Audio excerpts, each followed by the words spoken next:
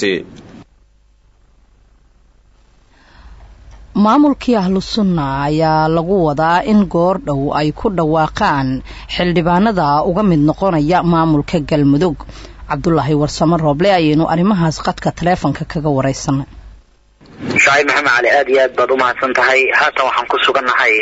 حرمت في البرواقة أو لفيلة إن لقوا قبض جورو مناسبة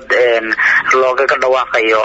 مجال كذا سمرة بحل بنا ذا وقيب جلية أهل السنة والجماعة معمول كجلمدوق أو كبيرة حل بنا ذا جلمدوق وها معلمهان أو إذا السعودية قبل قابضة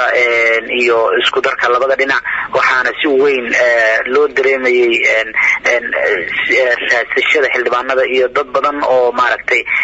shirar gooni yeelanayay si ay qayb uga noqdaan xubnaha cusub ee baarlamaanka ka mid noqonaya waxa la filayaa goro in munaasabadu dhacdo waxa haddan howlka soo gaaray xubno kala duwan oo mas'uuliyiin labada dhinac ka tirsan ah waxa la filayaa munaasabadan uu ka soo qayb galo madaxweynaha Galmudug Axmed Ducaale Gelxaaf gudoomiyaha baarlamaanka sidoo kale waxa imaan doona Sheekh Shaakir oo ah madaxa xukuumadda horan oo ah madaxii ahlu sunna wal jamaa sidoo kale la filayaa in baarlamaankan ay ka soo dhex muuqdaan xubno muhiim ah oo kamid ah baarlamaanka ahlu sunna wal jamaa inkastoo dadku isla dhex marayaan inay jiraan qaar kamid ah xubnihii hore ee baarlamaanka ahlu sunna oo laga yaabo inaysan ka soo dhex muuqanin xubnahan walow la sugayo laga warsugayo qoraal ka soo bixi doona iyo xubnaha soo muuqan doona xafladan waxaad u malaysaa in dadku ay si weyn ugu dhagtaagayaan oo dhowr maalmood oo isheegtay ay baaqatay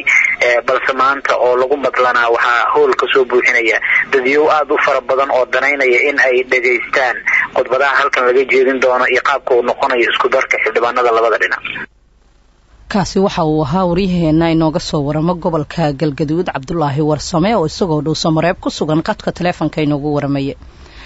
maamulka gobolka Gedo ee Soomaaliya ayaa sheegay in ciidamo ka tirsan militariga